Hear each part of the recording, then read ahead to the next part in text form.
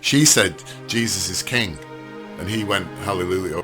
And they're returning back to what they think created harmony across Europe, which was Christianity, because we destroyed the family, we destroyed God, and we destroyed the nation. And he was going on about Tommy Robinson and stuff like that, and the panel didn't really want to address Tommy Robinson for whatever reason. But he said, I'm a Christian. And then the woman, Lindsay, the lesbian lady on the stage said, cheered or something, and says, no, she said, Jesus is king. And he went, hallelujah. Yeah. I can't remember. There was some sort of Christian exchange between them. I've told you about my Christianity and the fact I now consider myself a Christian now.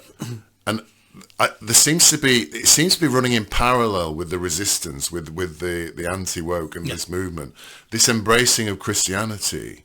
And I'm reminded again of a friend of mine who lives in Leeds who rang me the other day and said, I saw you on the podcast, and I said, why did I tell you about it? He said, no, that's what I watch. And he has on his back a massive tattoo of Christ on the cross, basically. He's highly religious and he talks about religion all the time. When I first met him, probably 20 years ago, he didn't talk about religion all the time. What is causing that undercurrent of Christianity alongside our movement, if you like? What do you think is causing that? Because it resonated when they you know what I mean? And nobody kind of laughed or tittered when they said it. It was kind of seriously said to each other and accepted in the room. And that's because for many decades now, we've been lost as a people in the West. We've been lost, we've been directionless, we've embraced different silly ideologies like communism, like LGBT lunacy, eco-lunacy. And I think people are wanting a direction, and they're returning back to what they think created harmony across Europe, which was Christianity as well. And it wasn't perfect, but I think they're looking back, also through rose-tinted glasses as well, and but going, things were better when we believed in God.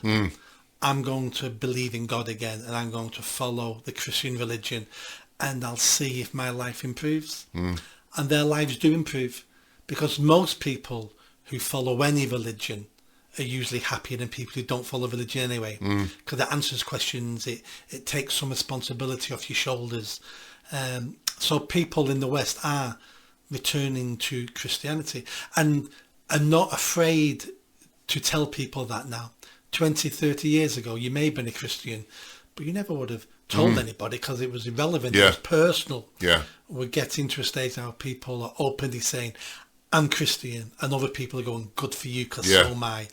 If I go back to the 80s when I was at university, if one of the people in our year had said, I'm a Christian, you would have gone, woo. You're a weirdo or whatever, that back off. But I think you're right. I think now when people say they're Christian, I think it's generally accepted as a reasonable thing.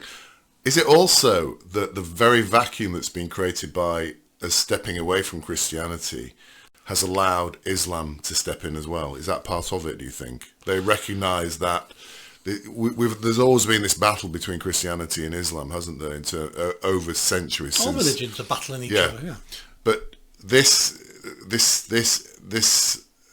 surge of Islamic behaviour that's washed over us in the past decade, was that allowed in by the fact there was a vacuum left by Christianity, people no longer being embracing Christianity? These are very heavy religious questions for a Wednesday afternoon. Because we didn't let Islam into Europe. We allowed migration into Europe.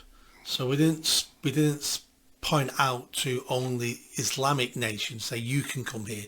We lost control of the borders and people flooded in. It just turns out that some of the poorest countries in the world are Islamic countries, so want to come here.